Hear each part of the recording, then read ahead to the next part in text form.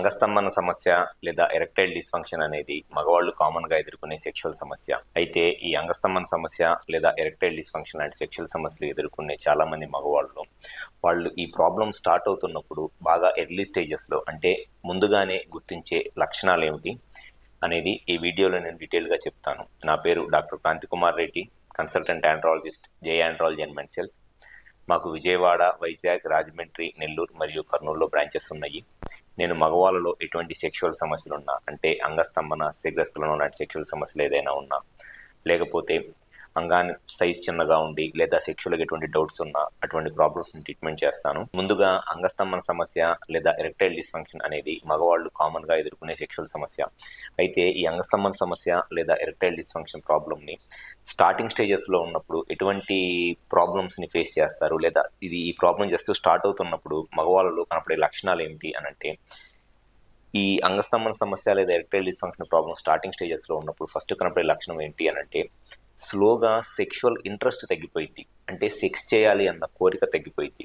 అంతకుముందు వారానికి 2 సార్లు 3 సార్లు లేకపోతే వారానికి 4-5 సార్లు సెక్షువల్గా కలిసేవాళ్ళు కూడా స్లోగా వారానికి ఒకసారి 10 రోజులకు ఒకసారి సెక్స్ చేయాలనే కోరిక వచ్చింది అనమాట. అంటే సెక్షువల్గా వాళ్ళకు ఉండే కోరికలు తగ్గిపోతూ ఉంటాయి. అది ఫస్ట్ సిమ్టమ్.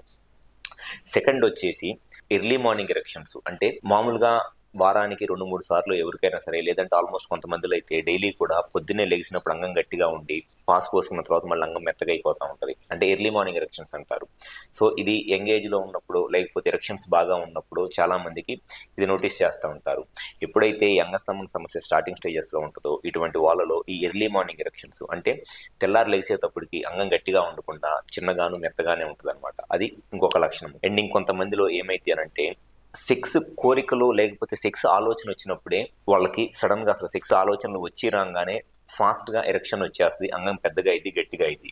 కానీ ఈ అంగస్తంభన సమస్య స్టార్టింగ్ స్టేజెస్లో ఉన్నప్పుడు ఎలా ఉంటుంది అని అంటే, సెక్షువల్గా వాళ్ళకి ఫీలింగ్ వచ్చినా, సెక్స్ చేయాలనే కోరిక వచ్చినా సరే ఒక 10 నిమిషాలు 15 నిమిషాలు ఫోర్ ప్లే చేస్తే కానీ ఎరెక్షన్ రాదు. అంతకుముందు జస్ట్ సెక్స్ థాట్స్, సెక్స్ ఆలోచన వస్తేనే ఎరెక్షన్ వచ్చేది.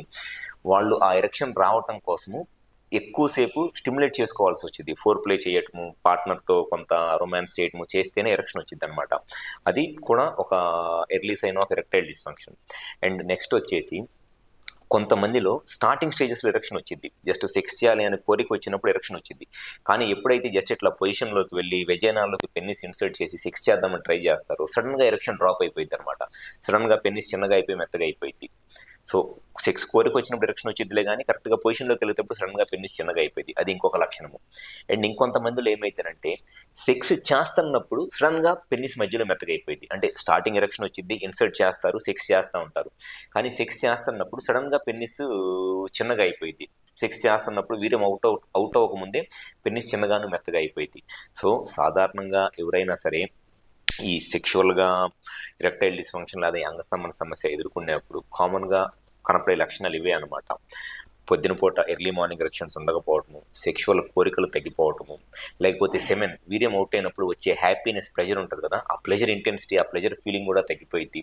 అండ్ సెక్స్ చేయాలి అనుకున్నప్పుడు ఇమీడియట్గా అంగం గట్టిపడకపోవటము, లేదా గట్టిపడినా ఎక్కువసేపు మెయింటైన్ అవ్వక కరెక్ట్గా ఇట్లా పొజిషన్లోకి వెళ్ళేటప్పుడు మెత్తగా అయిపోవటము, లేదా సెక్స్ చేస్తున్నప్పుడు కూడా కొన్నిసార్లు సడన్గా మెత్తగా అయిపోవటం, ఇవి స్టార్టింగ్ స్టేజెస్లో చాలామంది ఈ ఎరెక్టైల్ డిస్ఫంక్షన్ లేదా అంగస్తంభన సమస్య ఉన్నప్పుడు గుర్తించే వాళ్ళకి కనపడే లక్షణాలు.